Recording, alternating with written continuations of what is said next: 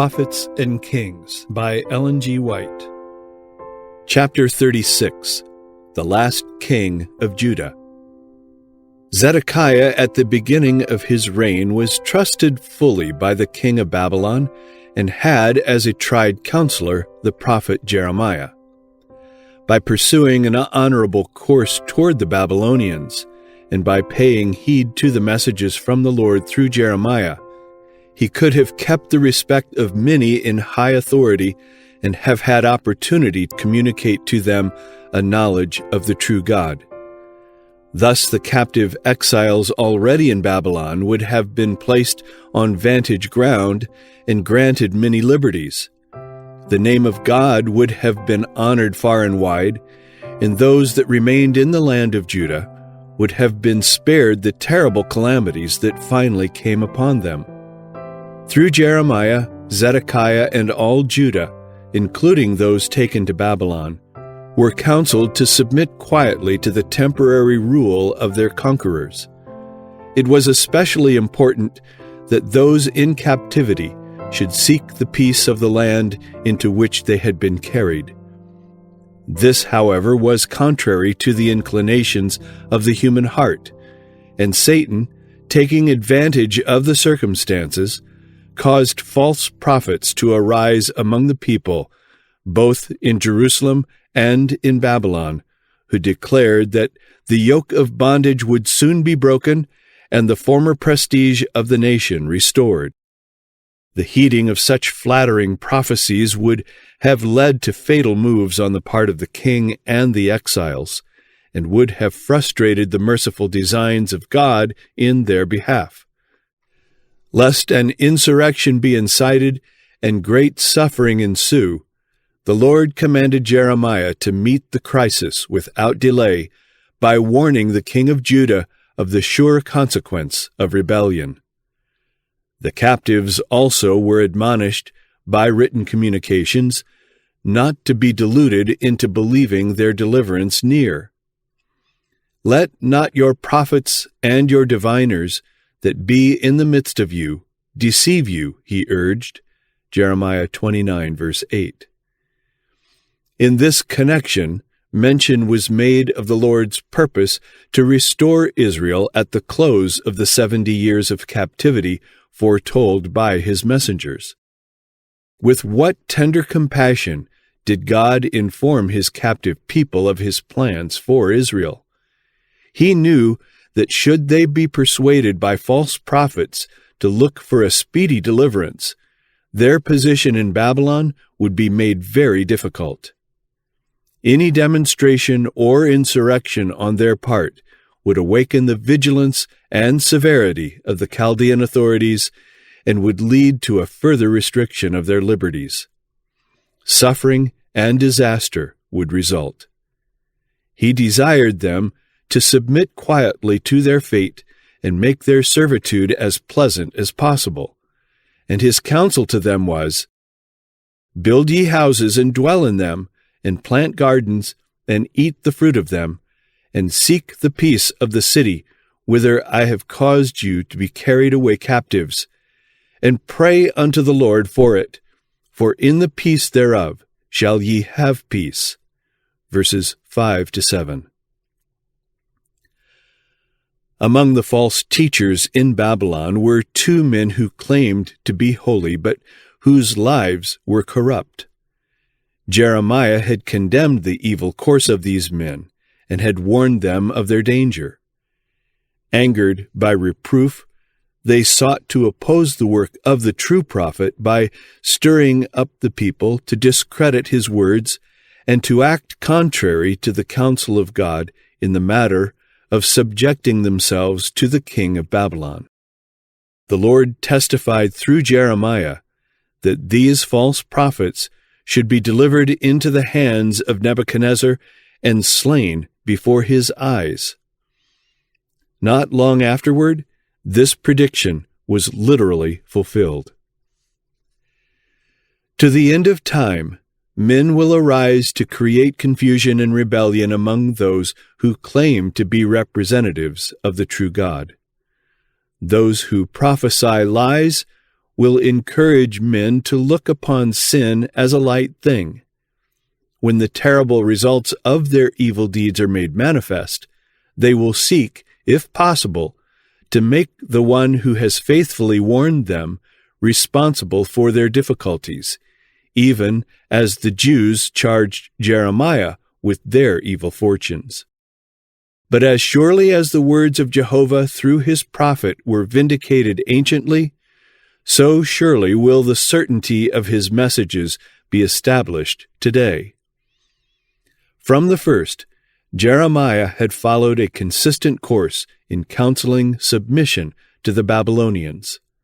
This counsel was given not only to Judah, but to many of the surrounding nations.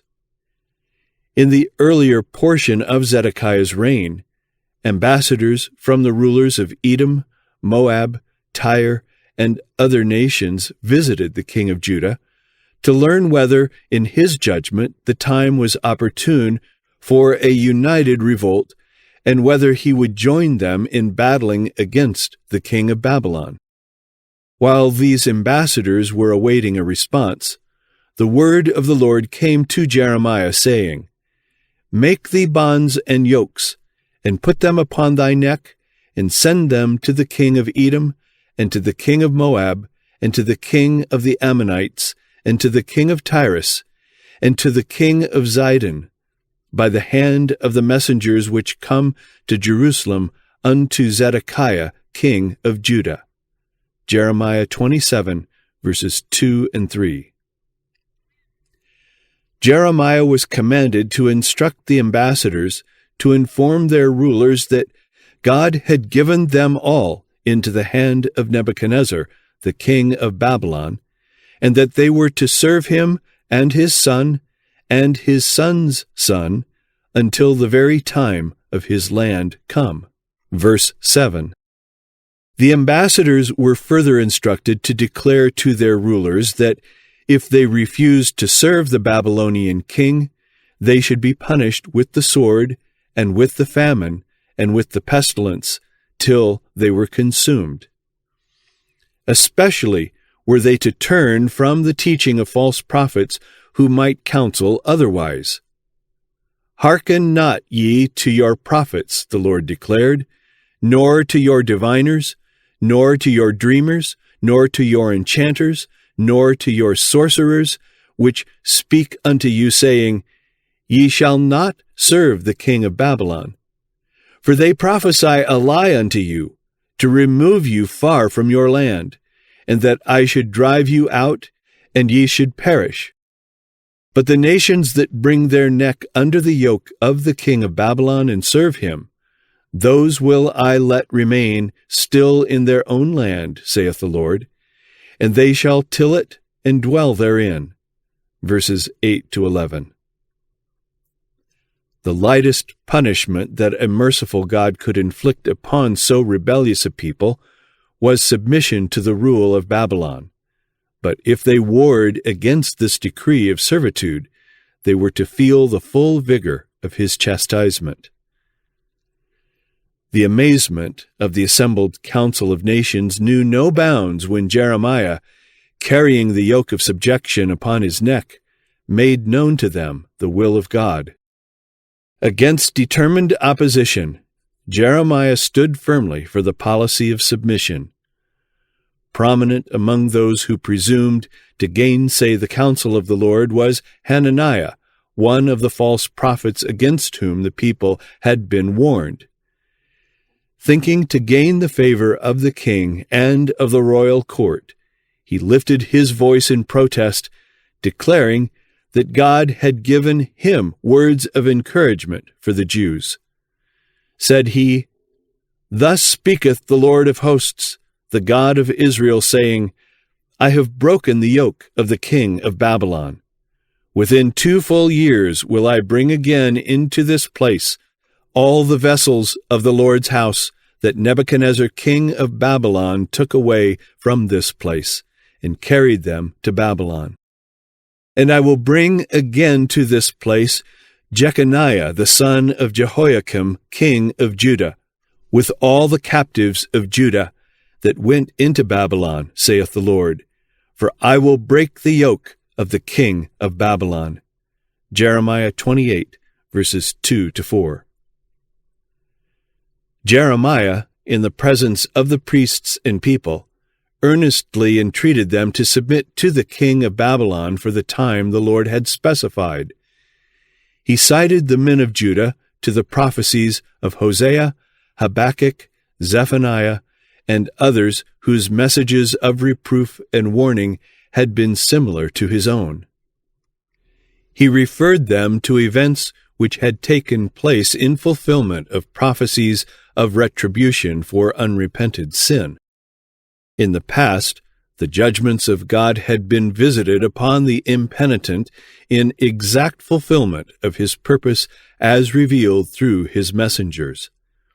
The prophet which prophesieth of peace, Jeremiah proposed in conclusion, when the word of the prophet shall come to pass, then shall the prophet be known that the Lord hath truly sent him. Verse 9. If Israel chose to run the risk, future developments would effectually decide which was the true prophet. The words of Jeremiah counseling submission aroused Hananiah to a daring challenge of the reliability of the message delivered. Taking the symbolic yoke from Jeremiah's neck, Hananiah broke it, saying, Thus saith the Lord, even so will I break the yoke of Nebuchadnezzar, king of Babylon, from the neck of all nations within the space of 2 full years.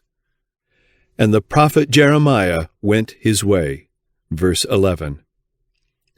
Apparently, he could do nothing more than to retire from the scene of conflict. But Jeremiah was given another message. Go and tell Hananiah, he was bidden, Thus saith the Lord, Thou hast broken the yokes of wood, but thou shalt make for them yokes of iron. For thus saith the Lord of hosts, the God of Israel, I have put a yoke of iron upon the neck of all these nations, that they may serve Nebuchadnezzar king of Babylon, and they shall serve him. Then said the prophet Jeremiah unto Hananiah the prophet, Hear now, Hananiah, the Lord hath not sent thee, but thou makest this people to trust in a lie. Therefore thus saith the Lord, Behold, I will cast thee from off the face of the earth. This year thou shalt die, because thou hast taught rebellion against the Lord. So Hananiah the prophet died the same year in the 7th month.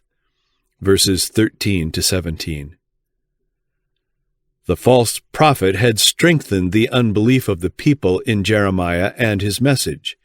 He had wickedly declared himself the Lord's messenger, and he suffered death in consequence. In the 5th month, Jeremiah prophesied the death of Hananiah, and in the 7th month his words were proved true by their fulfillment. The unrest caused by the representations of the false prophets brought Zedekiah under suspicion of treason, and only by quick and decisive action on his part was he permitted to continue reigning as a vassal. Opportunity for such action was taken advantage of shortly after the return of the ambassadors from Jerusalem to the surrounding nations, when the king of Judah accompanied Seraiah, a quiet prince, on an important mission to Babylon. Jeremiah 51, verse 59. During this visit to the Chaldean court, Zedekiah renewed his oath of allegiance to Nebuchadnezzar. Through Daniel and others of the Hebrew captives, the Babylonian monarch had been made acquainted with the power and supreme authority of the true God. And when Zedekiah once more solemnly promised to remain loyal, Nebuchadnezzar required him to swear to this promise in the name of the Lord God of Israel. Had Zedekiah respected this renewal of his covenant oath, his loyalty would have had a profound influence on the minds of many who were watching the conduct of those who claimed to reverence the name and to cherish the honor of the God of the Hebrews. But Judah's king lost sight of his high privilege of bringing honor to the name of the living God.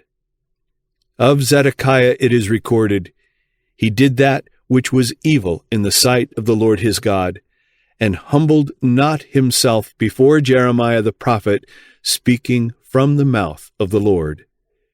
And he also rebelled against King Nebuchadnezzar, who had made him swear by God, but he stiffened his neck, and hardened his heart from turning unto the Lord God of Israel." 2 Chronicles 36, verses 12 and 13. While Jeremiah continued to bear his testimony in the land of Judah, the prophet Ezekiel was raised up from among the captives in Babylon to warn and to comfort the exiles, and also to confirm the word of the Lord that was being spoken through Jeremiah. During the years that remained of Zedekiah's reign, Ezekiel made very plain the folly of trusting to the false predictions of those who were causing the captives to hope for an early return to Jerusalem. He was also instructed to foretell, by means of a variety of symbols and solemn messages, the siege and utter destruction of Jerusalem. In the 6th year of the reign of Zedekiah, the Lord revealed to Ezekiel in vision some of the abominations that were being practiced in Jerusalem, and within the gate of the Lord's house, and even in the inner court. The chambers of images, and the pictured idols, every form of creeping things, and abominable beasts, and all the idols of the house of Israel, all these in rapid succession passed before the astonished gaze of the prophet. Ezekiel 8, verse 10. Those who should have been spiritual leaders among the people, the ancients of the house of Israel, to the number of 70, were seen offering incense before the idolatrous representations that had been introduced into hidden chambers within the sacred precincts of the temple court. "The Lord seeth us not," the men of Judah flattered themselves as they engaged in their heathenish practices. "The Lord hath forsaken the earth," they blasphemously declared, verses 11 and 12. There were still greater abominations for the prophet to behold. At a gate leading from the outer to the inner court he was shown women weeping for Tammuz, and within the inner court of the Lord's house, at the door of the temple of the Lord, between the porch and the altar, were about 25 men, with their backs toward the temple of the Lord, and their faces toward the east, and they worshipped the sun toward the east. Verses 13 to 16. And now, the glorious being who accompanied Ezekiel throughout this astonishing vision of wickedness in high places in the land of Judah, inquired of the prophet, "Hast thou seen this, O son of man? Is it a light thing to the house of Judah, that they commit the abominations which they commit here? For they have filled the land with violence, and have returned to provoke me to anger. And lo, they put the branch to their nose. Therefore will I also deal in fury. Mine eye shall not spare, neither will I have pity. And though they cry in mine ears with a loud voice, yet will I not hear them." Verses 17 and 18. Through Jeremiah the Lord had declared of the wicked men who presumptuously dared to stand before the people in his name, "Both prophet and priest are profane. Yea, in my house have I found their wickedness." Jeremiah 23, verse 11.